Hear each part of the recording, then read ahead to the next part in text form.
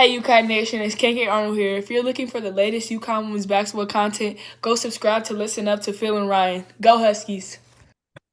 Phil and Ryan on Listen Up, Ryan. A nice visit from Mr. and Mrs. Claus. How about that, Ryan? You had that picture. So you ever get a good visit in December from Mr. and Mrs. Claus? I know that's always a beautiful sight, and it gets you in the spirit. But hey, we're back on Listen Up, Phil and Ryan. We're going to be previewing this game, Ryan, that I'll be honest with you now, a lot of people will probably be mad at me for saying this. A lot of people are not looking forward to it, but hey, guess what? We have to play this game anyway. The Jimmy V Women's Classic presented by Corona.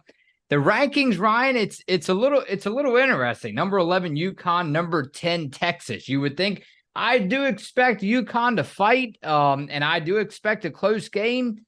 But again, like always, you know the drill by now. We are going to save our predictions for last on this episode, Ryan. The big names on here: Taylor Jones, Rory Harmon, Ryan, on this Texas roster. I know you have a lot for us, and I will turn it over to you. And I know, it's crazy, right? Because I thought about it the other day. I thought about telling you to book our trip to Vegas or like Florida. The beautiful beaches down there in Florida right away, because I don't want to jump to conclusions too fast, but it's looking like that I will be ready for a nice, relaxing summer vacation after this UConn season is over, Ryan. It's giving me headaches. Caroline Ducharme will miss Sunday's matchup with Texas, and Gino Auriemma is uncertain on when she will return. Yeah, we definitely might be in store for a pretty long season, especially after this game. It's going to be interesting, but UConn, of course, comes into this game 4-2 after you could say a difficult November. During the month, losing starting guard AZ Fudd for the season. Like you just said, Caroline Ducharme remains out for this game. No timetable on her return, and there has also been no word on Ayanna Patterson's status at all. So not sure when or if she's gonna play this month, the next game, the next week. We just don't know. But meanwhile, on the other side, the Longhorns had a perfect November, finishing the month with a record of 8-0. Texas didn't really have any tough competition, but they did their job coming to this game undefeated in front of their home crowd in Austin, Texas, to face a UConn team that's really still trying to find their identity.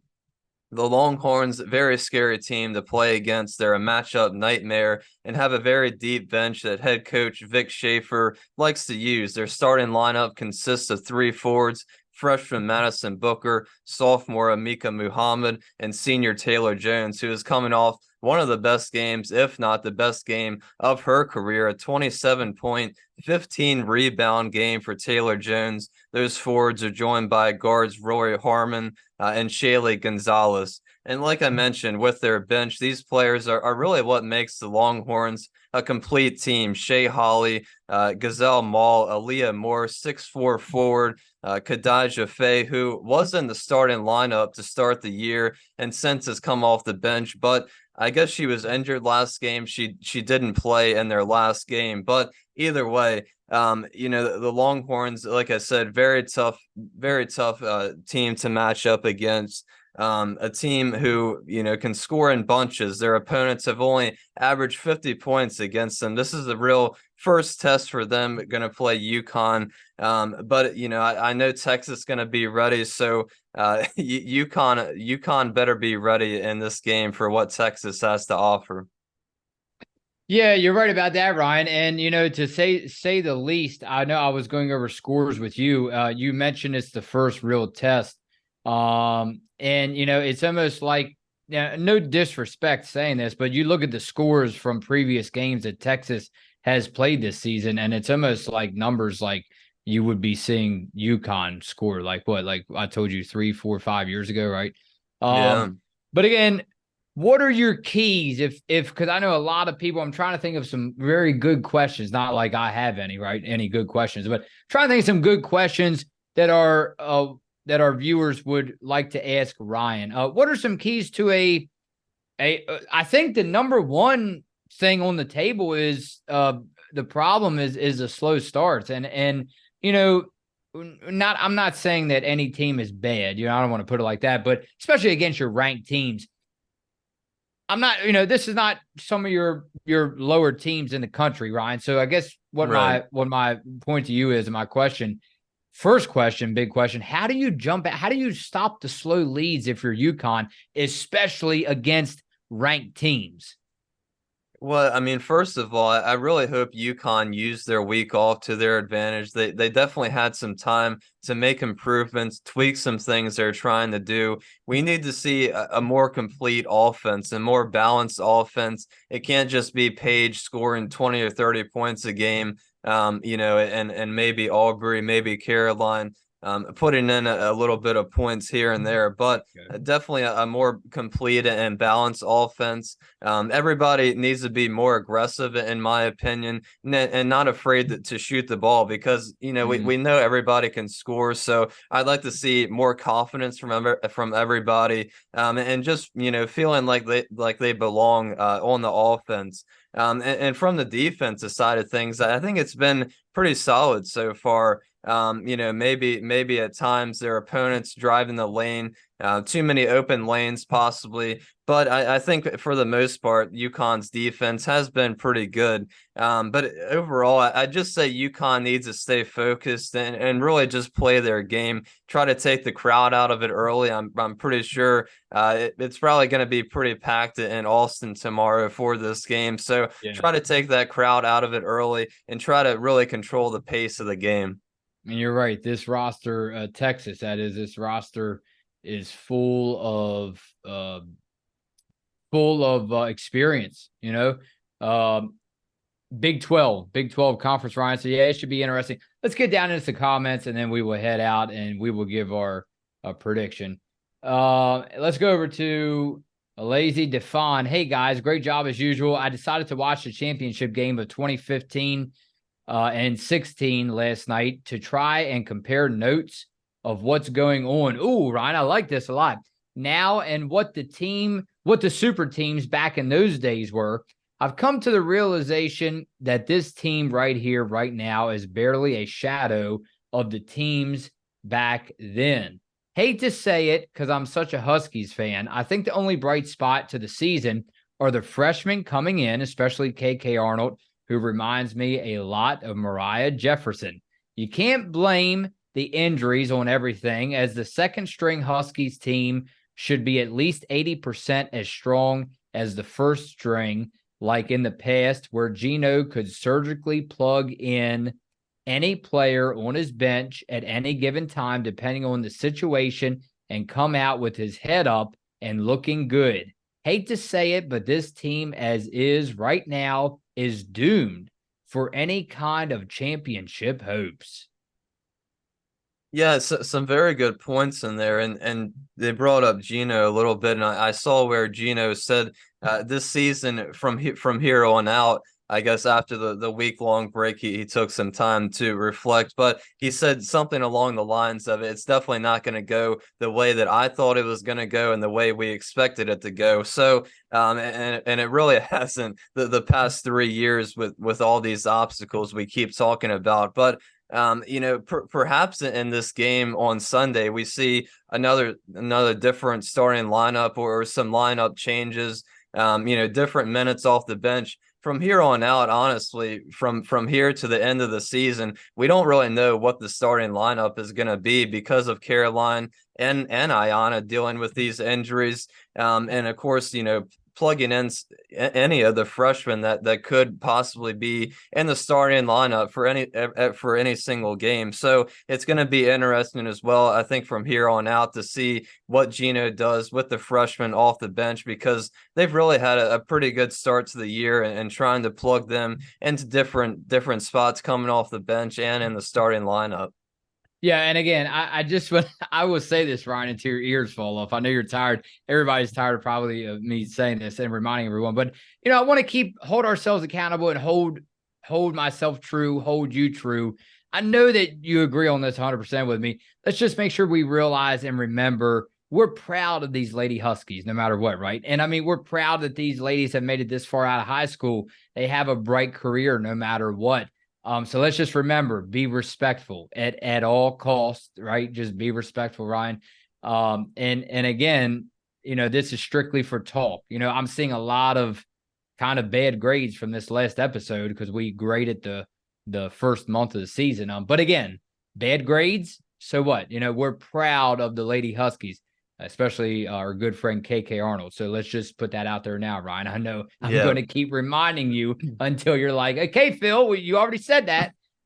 Let's jump over to one more. How about Jason D'Amico, our good buddy? Losing is part of the game. It happens, but this is the first time I ever saw a Husky team, including coaches, play with a lack of effort.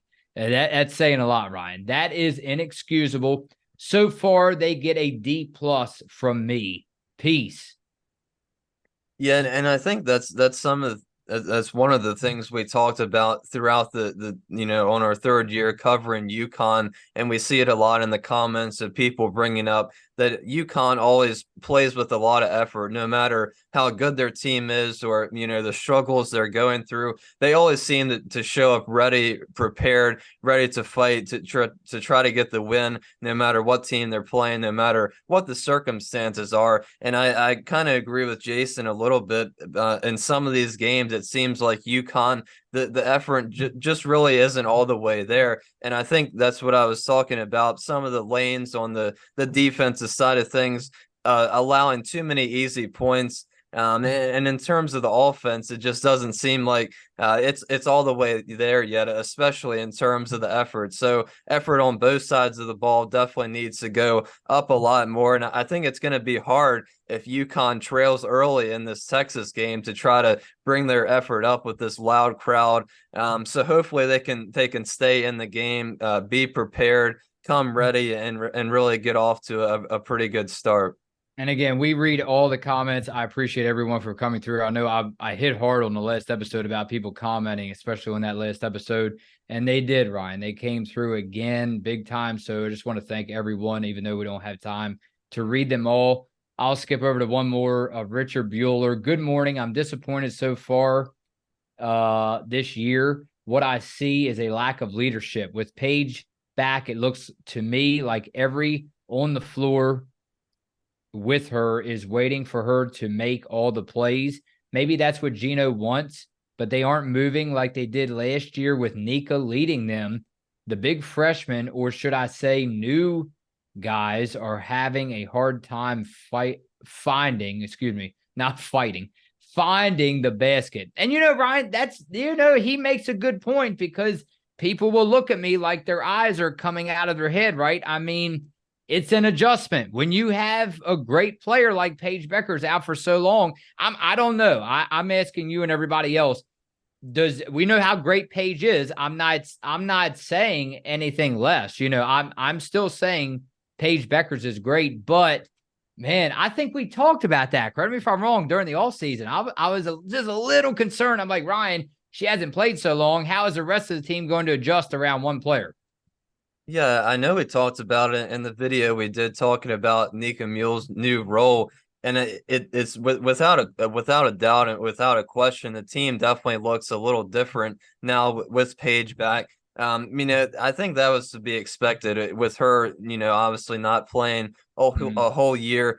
Obviously, the lineup was going to change a little bit. Everything was going to look a little bit differently. But I think, one of the things that UConn really needs to focus on is kind of like I said earlier, just finding the right balance on offense for Nika to just do her thing and really lead the offense like she did last year, especially passing the ball. I think Aubrey needs to get a lot more opportunities for this team, because the way she played against Kansas was incredible. And I think she can really play like that every single game. And for the freshmen too, I think it's hard, especially when some of them come off the bench, to kind of try to find their role. It's still really obviously only played 6 six collegiate games for all the freshmen. So I think it's going to take a while for them to kind of find their role for this team. And I'm sure going in and out of the starting lineup, coming off the bench, not really knowing what to expect, probably isn't helping them that much. But I think overall they've been playing pretty good. Definitely a huge boost to this team. But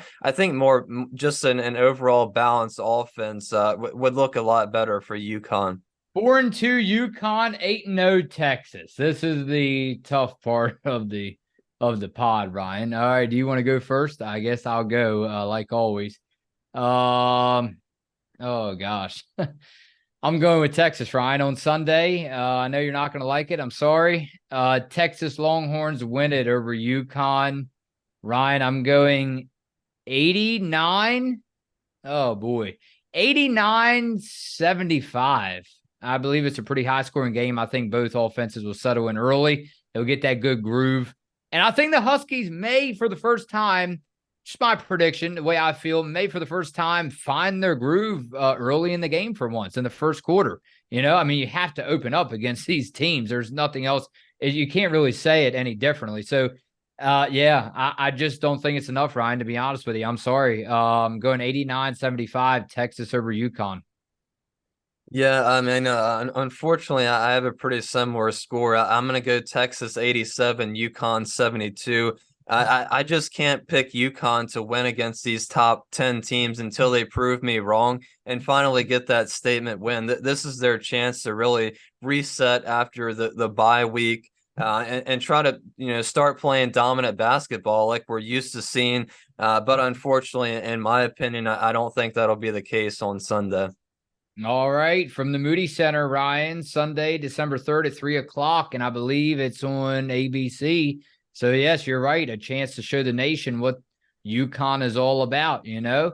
Ryan, I would be right back here with you on Sunday immediately following the game. Guys, leave your predictions in the comments below. It's Phil and Ryan, a scary weekend on Listen Up.